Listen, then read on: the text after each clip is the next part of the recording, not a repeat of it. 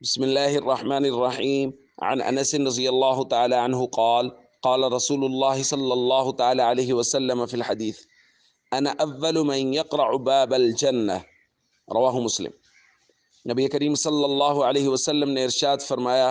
میں ہوں محمد صلی اللہ علیہ وسلم جو سب سے پہلے جنت کا دروازہ کھٹکھٹاؤں گا۔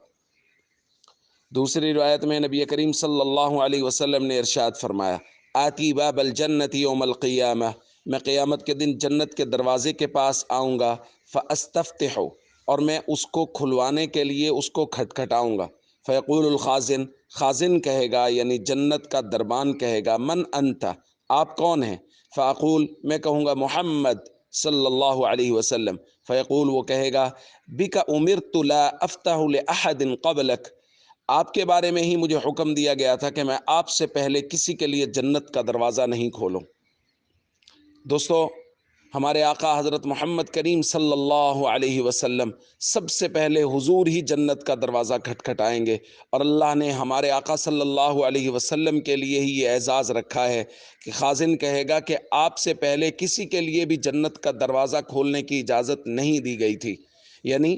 نبی پاک صلی اللہ علیہ وسلم گویا جنت کی چابی ہیں، خود حضور علیہ الصلوۃ والسلام تشریف لے کے جائیں گے تو پھر ہی جنت کا دروازہ کھلے گا۔ دوستو،